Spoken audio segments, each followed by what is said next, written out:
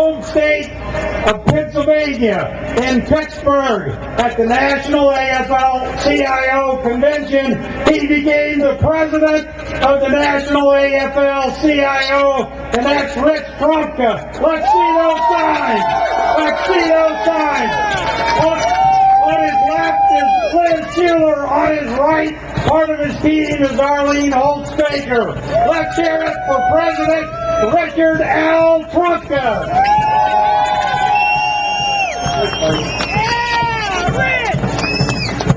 Welcome to the showdown. Are you ready? You see, we're gathered here today to send a message to the bankers that are meeting inside that hotel over there. And the message is, business as usual is over. We're shutting it down now. The message is they work for us, not the other way around. The message is their job is to be stewards for our savings, to help keep putting working families in homes, and to lend money to companies that need to create jobs. And we want to tell them right out, they have failed at doing their job, right? You see, the bankers have turned the American economy into their own private casino, gambling away our financial future and our money, driving us to the brink of a second Great Depression, and then sticking out a hand for taxpayers to bail them out. And bankers, let me tell you this, we didn't put you back in business so that you could pay billions of dollars in bonuses to the suits. Those bonuses have to go, and mortgages relief has to come our way. We didn't put you back in business so that you could pile money and lobbyists into Capitol Hill to fight the financial reform that we so desperately need. While we're losing jobs, losing homes, losing our retirement savings, losing it all because you treated the money that we worked so hard to earn like monopoly money. Let me tell you, this is not a game. These are our lives, the lives of millions of Americans, and we are not going to let bankers rule our lives or our country anymore. It's time to take our country back. You see, brothers and sisters, we're here to mark a new day. A day when we demand accountability from our financial system. We demand accountability for the pain that the big bankers have inflicted on families who face financial ruin, for joblessness, for pensions wiped out, foreclosures, and bankruptcies. And we're here to support President Obama's call for tough new regulations to force these bankers out of their Wild West mentality, out of their arrogance, out of their contempt for the public that they're supposed to serve. What do you think about the Obama's team cutting to shreds their bonuses? Did you like it? Did you like it? Got those bankers here, did you like that? I say it's a good start.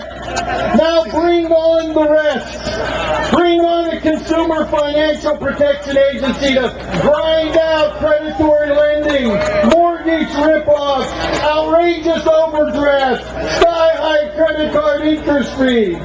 Bring on some real risk regulation so that the big banks can't ever shove the American economy to its knees again. No more financial institutions that get too big to fail, too complex, or too intertwined. No more asking the banks to regulate themselves.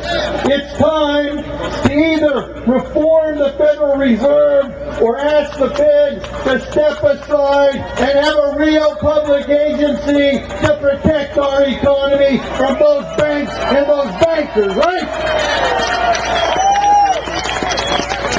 And it's time to bring on the spotlight for those shadow markets, the unregulated funds, private equity funds, derivatives that need real regulation before they suck even more money into the black hole of greed and speculation. Bring it on!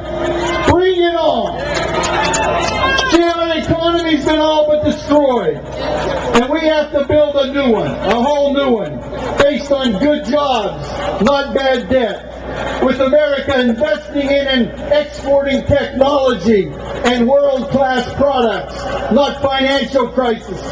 Where hard work is rewarded, not colossal failure. Where workers have a real voice because they have a freedom to have a union if they want one. And where all of us have the health care that we need and we deserve. That's what we can do when we get these bankers and their treachery under control. That's what we can do when we decide as a nation to put people first and the financial economy somewhere at the back of the train. You see, the American dream isn't a dream about the top 1%. The American promise isn't a promise that a few can live well off of their assets while the many can barely live. Today, we're here to redeem the real promise of America, our America, a stronger America that provides everybody the opportunity to work, to contribute, and to succeed. And that's why we're here. Not just to get angry, not just to get outraged, although there's plenty of anger and plenty to be outraged about.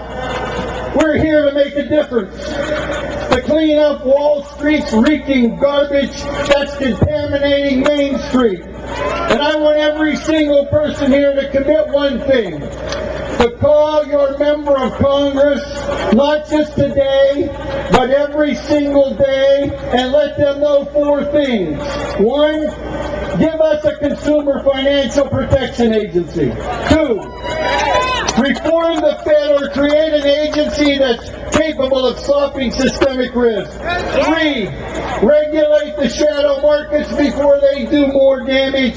And 4, reform corporate governance and CEO compensation to protect working people who are long-term investors and not speculators. Will you do that? Will you do that every day until we pass health care and get this re-regulation done? Will you do that? Will you stand together? Will you fight together? Will you take on the bankers together? And then we'll win together, brothers and sisters. Let's do it. It starts right here with all of us standing together. God bless you.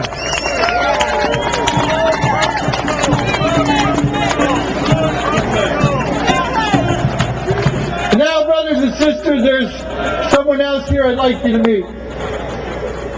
Armando Robles is president of UE Local 1110 at what previously was Republic Windows and Doors here in Chicago.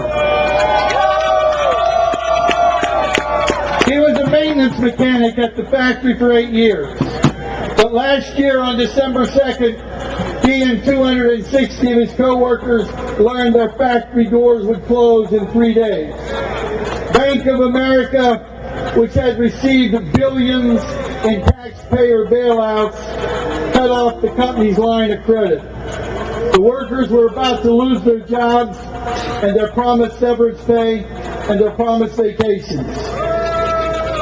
But instead, like David, the union workers united to face down a giant.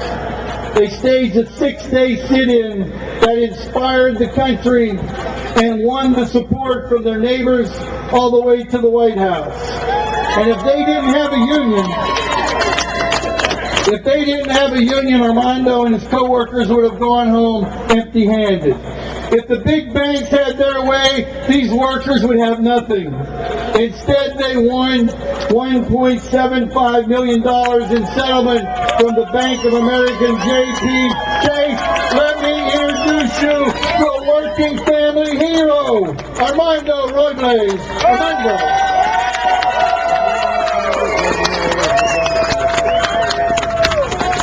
Thank you, brother.